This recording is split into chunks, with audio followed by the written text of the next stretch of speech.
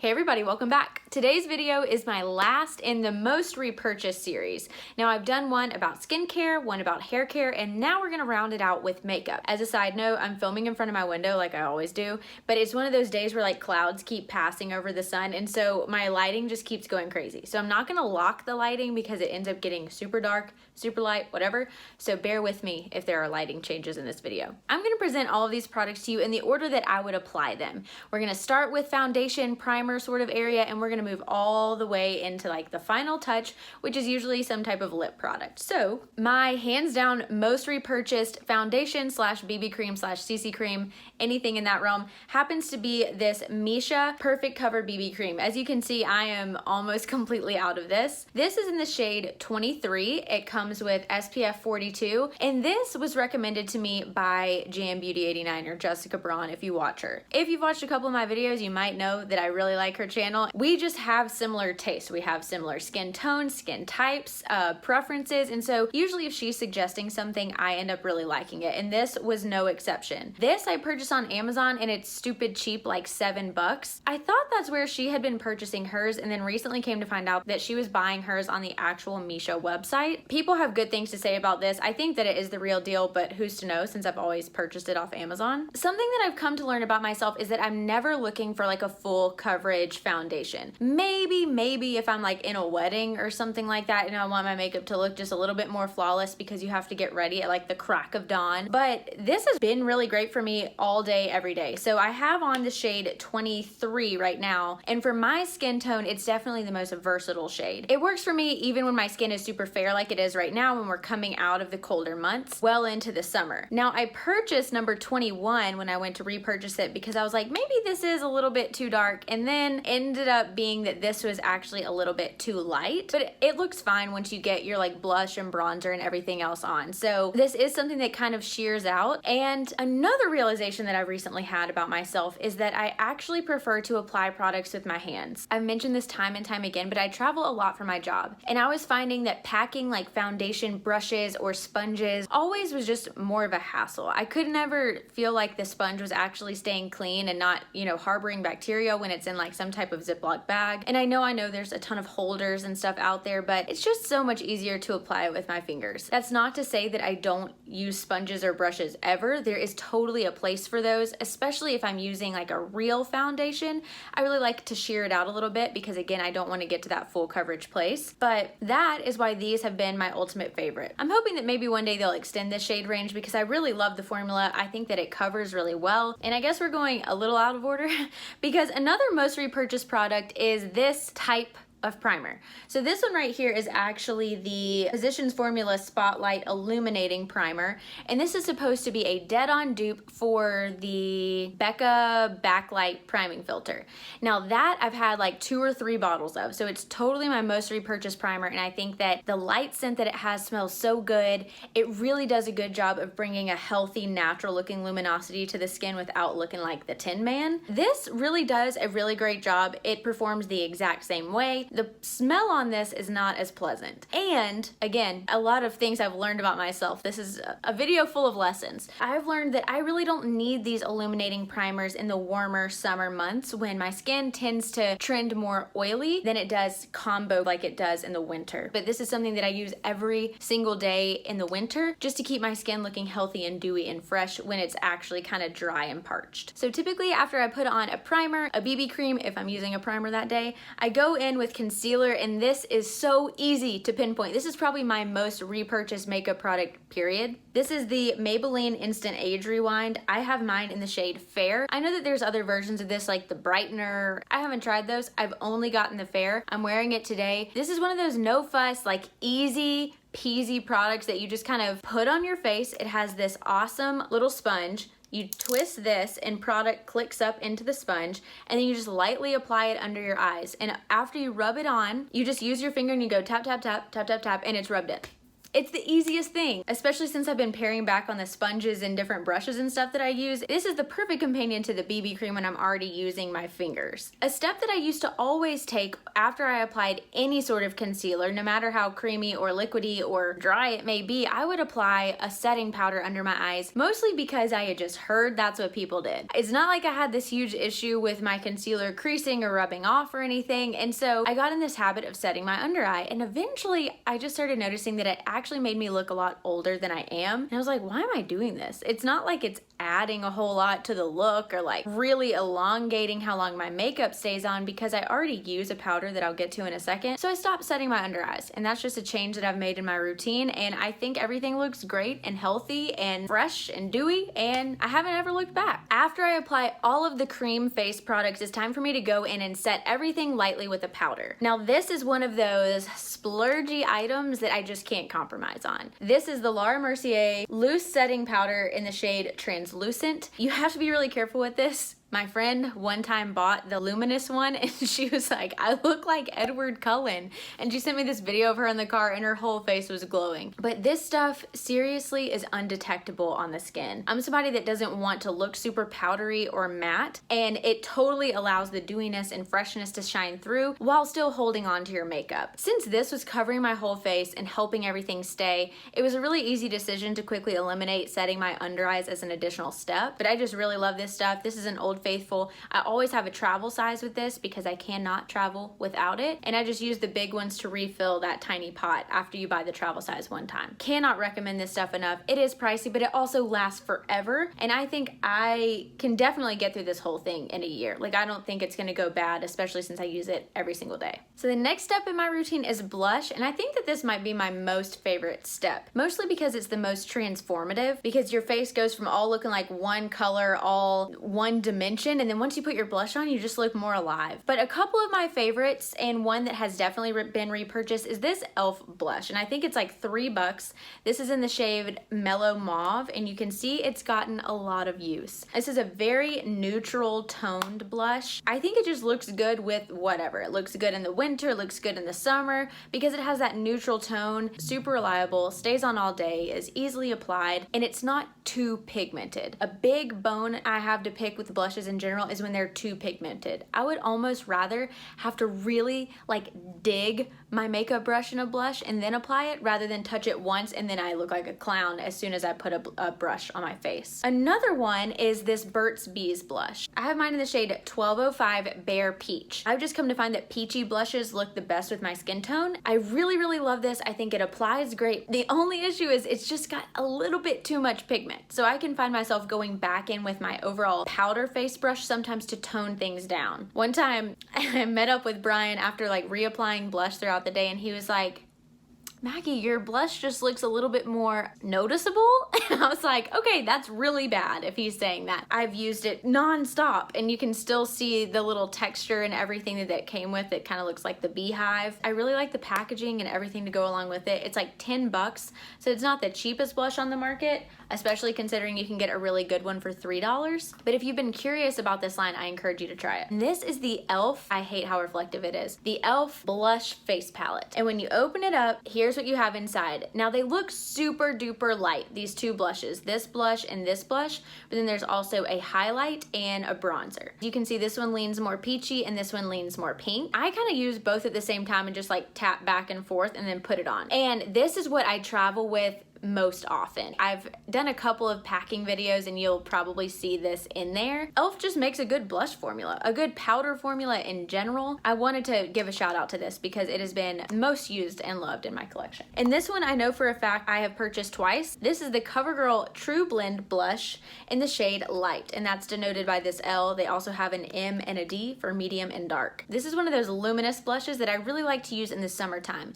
It gives this great glow to the cheeks while still depositing depositing a really pretty noticeable pink color without being over the top. This has been another staple in my makeup drawer for a long time, which is funny because I don't really like a whole lot of products from CoverGirl, and this is just one of those that has stood out to me for years. Okay, so the typical next step in my routine would be highlighter. I like to do all the face things all at once and then move on to the eyes. This Essence Pure Nude highlighter has been my go-to every day for like a year, and you would never even be able to tell that I've used this thing. But I use this for, you know, like a brow bone highlight, a full-on eyeshadow, highlighter. I love this stuff. I've even set my whole face with it one time because I kind of liked the glowy look to it because it's not shimmery. This is something stupid inexpensive, like $3. So if you have not tried this yet and you are curious, I know that it looks like the most neutral, kind of a darker shade for a highlight, but I promise it goes on, I don't know, just like an undetectable luminosity kind of. This is not going to be one of those like very punchy highlights because I'm not into that. I like mine to be virtually undetectable. I just want it to look like I have this natural glow, like I look really healthy, and I don't know, like I've been drinking tons of water or something. And this has just been such a staple. It's lasting me forever. It says it's only good for 12 months, but honestly, this could last me like 3 years. Next up is bronzer. And I have two here that I love dearly. This one is the butter bronzer. I'm sure that if you watch YouTube a lot, especially in like a beauty capacity, you've heard this talked about backwards and forwards. You can tell mine has gotten some serious love, and I have mine in the shade light bronzer. As you can see, very fair complexion. This shows up on me just fine. It has this smell that just transports you straight to the beach. So if you don't like scented products, don't get this. It has one of those smells that you smell it as soon as you open the package, and when you put it on, you don't smell it all day throughout the day, but just be aware. Another great bronzer comes from Bare Minerals, and this is the Invisible Bronzer. So as you can see, I kind of have this preference for like noticeable yet undetectable products. And this is another just super light bronzer shade that has a little bit of a sheen to it, but nothing that super stands out. It's not glittery in any way. And this is actually what I'm wearing today, just to give a little bit of dimension to my face. For the longest time I didn't use a bronzer, and it makes such a difference. I don't know why I was scared of it, maybe just because I didn't know how to apply it. But if you're somebody who just likes lighter bronzers, you don't want to look completely sculpted, I think these are two really great options. And now, once the face is officially complete, I move on to the eyes. I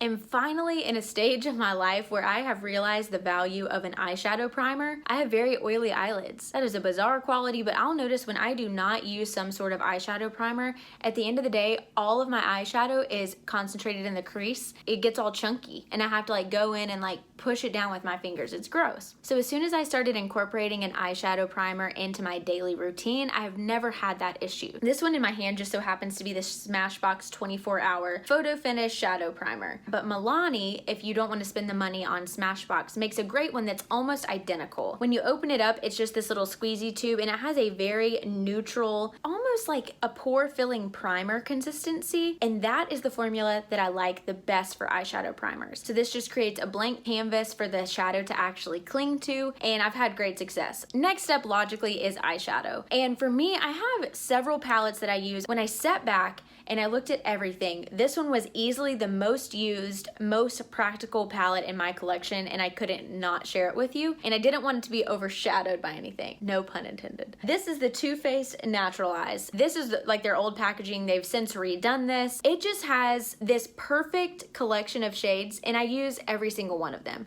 And there is not another single palette in my drawer right now where I use every single shade. I'll typically use this shade in the crease, this shade on the lid, this shade always as a brow bone highlight, or it's also arranged in such a way where you can have two shimmer looks or a matte look. If I ever run out of this, I will definitely repurchase it. No questions asked. I will not even blink an eye. I have just loved this so much. Super versatile, and I think I almost like this one better than the Naked palette because it also has fewer shades, and I know that I use all of them. And then after I apply my eyeshadow, that's when I'm typically gonna start working on the eyebrows. And I don't really do anything crazy. I don't want eyebrows that are so bold that it looks like I have two caterpillars sitting on my face. I just can't pull that off. So there's two different types of products that I like to use. This is one format, and this is the Glossier Boy Brow. This I've actually purchased 2 or 3 times, and I really do like it.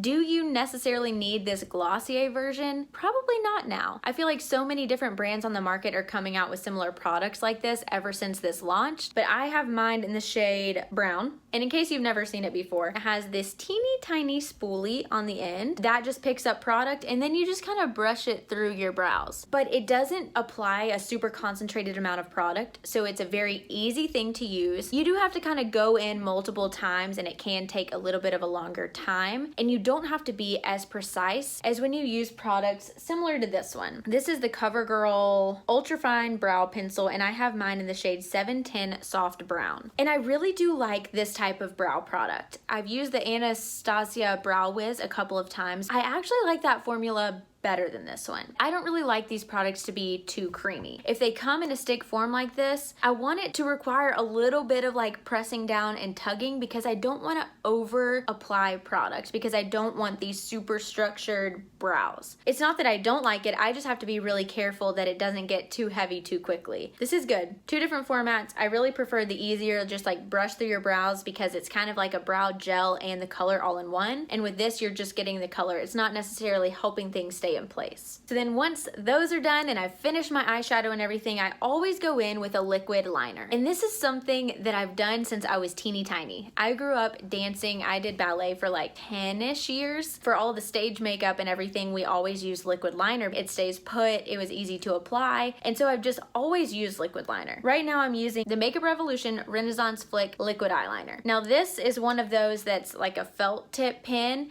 and it's so easy to apply. It's a very juicy marker. In fact, it was so juicy at first I had to be extremely careful. I always use this on the top. I think that it really changes a look from looking just super like no makeup to, okay, they actually put on makeup and tried a little bit harder. And I just kind of like my eyes to be more defined. So liquid eyeliner is always what I go for. And next is the next most transformative step. I know I talked about blush being that, but mascara has this quality where it can make everything just come together and look put together. Right now I've been using the Bare Minerals Lashtopia Mega Volume Mineral Base Mascara. And this was such a pleasant surprise. My friend Rhea gave me this great Bare Minerals sample kit for Christmas. I obviously like have the Bare Minerals bronzer, and I had heard of Bare Minerals products for as long as I can remember, but I honestly had never tried much from the line. And she gave me this, and it has exposed me to some of my all-time favorite products now. This being one of them. I think that this does a really good job lifting and lengthening, and it doesn't flake, and it doesn't really smudge a whole lot under my eyes, especially because I'm super prone to that. It also will occasionally transfer some of the product to my upper eyelids just from how like my lashes actually touch the lids, but that's every mascara. And so I have really enjoyed using this. It has a very traditional wand that's just like a normal natural bristle brush. I would liken this to the L'Oreal Lash Paradise, which is my hands down favorite mascara ever before I tried this.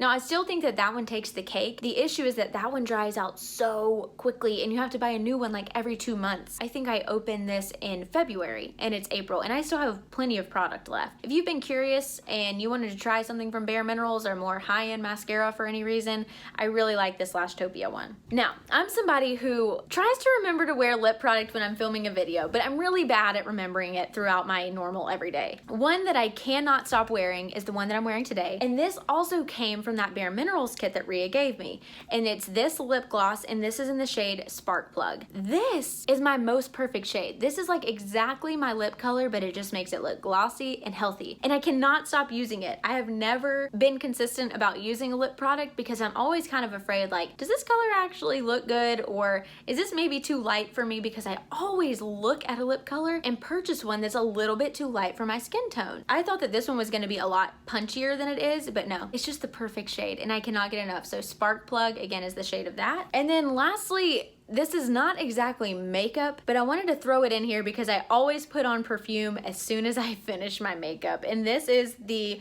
Skylar Magic Bloom perfume. Now, I did an entire video unboxing this because I get their Scent of the Month club. This was the first scent that they ever sent out, and I've used this so much that it's like down past the label. So many people stop me and they're like, what is that? It's quite unique. I believe it's pear, yuzu, and magnolia are the top notes in this. I can link that video for you below, but I wanted to give a quick shout out to this because each month they have a different scent coming out and each scent is limited edition. So if you were interested in getting your hands on this scent specifically, do so before April is up. And I know that's coming right around the corner, but I have just really been loving this and layering it with some of the other perfumes that I have. That is all of my most repurchased makeup. And I feel like I've been talking for like 10 hours. This was a really fun one for me. Anyway, if you want to see those other videos, again, I'll link them down below or in the card cards, you'll find a way to get to them. But if you like this video, then like it, stick around, subscribe, join the community, and I'll see you in my next one. Bye.